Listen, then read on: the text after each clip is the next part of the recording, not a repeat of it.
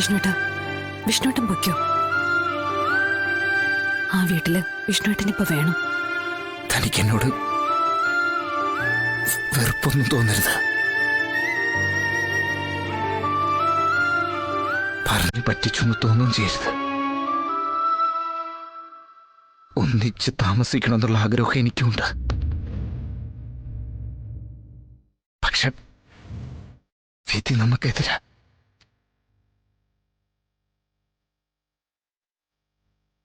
ഇല്ലെങ്കിൽ ഇങ്ങനൊന്നും വരില്ല. അപ്പോ വീട്ട മാറുന്നില്ല എന്ന് ഉറപ്പിച്ചിട്ട് തന്നെയാ വിഷ്ണുവേട്ടൻ ഇങ്ങോട്ട് വന്നത്.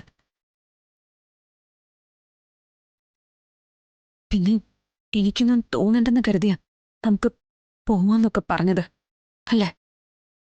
എല്ലാവരും ഒരഭിനയം.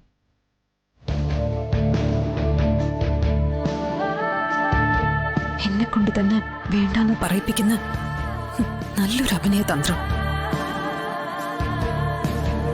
അല്ലേ വിഷ്ണുവേട്ട? അതും എന്റെ ഈ മുമ്പിൽ.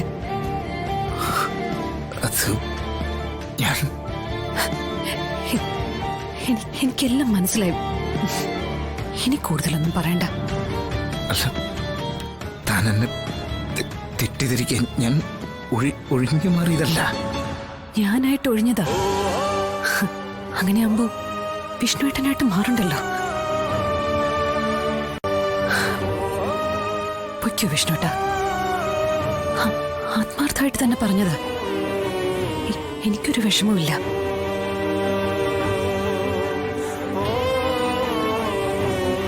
ഹായ് ബിഗ് ഫ്രണ്ട്, ഇത് എപ്പ എത്തി?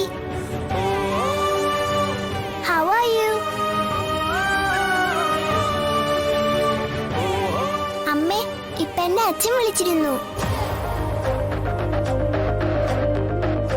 അത് മോളെ ആരോ ഫോൺ വിളിച്ച് മോളെ പറ്റിക്കുന്നതാ.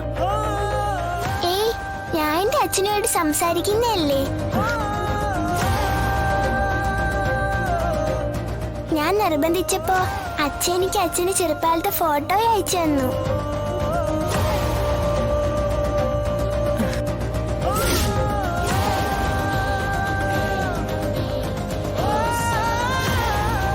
എവിടെ കണ്ട?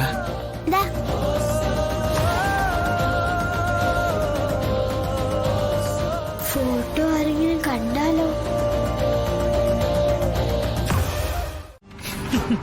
അല്ല, ചിറ്റപ്പന്റെ ആ പഴയ പ്രതാപത്തിന് ഒരു മങ്ങലേറ്റോന്നൊരു സംശയം ഇല്ലാതില്ല. എങ്കിലും ചോദിക്ക, എന്താ ഇനിയുള്ള പ്ലാൻ?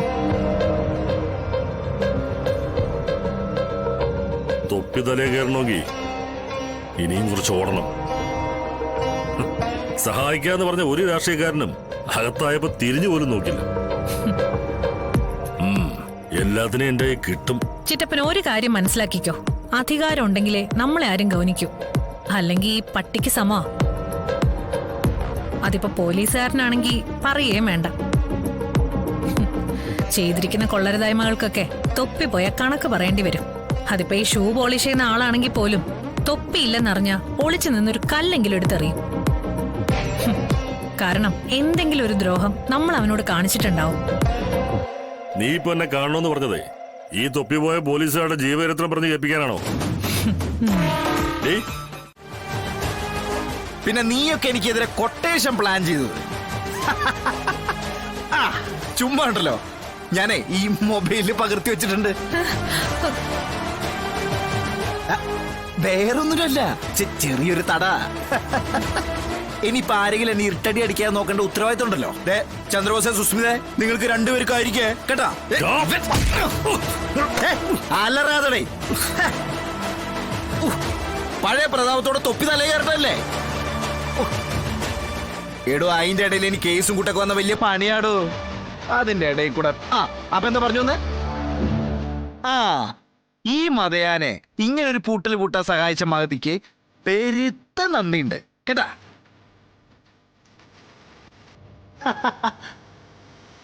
അപ്പൊ ഫ്ലൈറ്റ് വരുന്ന ടീമിന്റെ പേരെന്താ പറഞ്ഞേ? എക്സിക്യൂട്ടീവ് മുട്ടാളന്മാര്. അവന്മാര് വരുമ്പോ അവന്മാരോട് പറ, വിഷ്ണു തയ്യാറാണ്. കേട്ടാ, ഒറ്റയ്ക്കോ കൂട്ടായിട്ടോ വരാൻ കെൽപ്പുള്ളവരുണ്ടെങ്കിൽ അവരോട് ഫ്ലൈറ്റ് കയറി വരാൻ പറ. ഇടി ടിക്കറ്റ് കാശ് ഞാൻ കൊടുക്കാന്ന്. പിന്നെ ചന്ദ്രബോസേ, ഒരു വാടക കൊണ്ടടിയും പിൻബലം ഇല്ലാതെ നേരിട്ട് ഒറ്റയ്ക്കൊറ്റയ്ക്ക് മുട്ടാൻ ധൈര്യം ഉണ്ടെങ്കിൽ സ്ഥലവും സമയം പറഞ്ഞോ, ഞാൻ റെഡിയാടോ.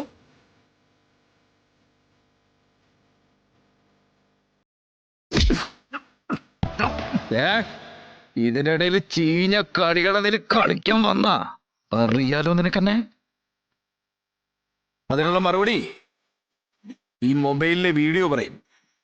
കേട്ടാ, ഓടാ ബോസേ, പൊടറി സാരളയുടെ മോളെ.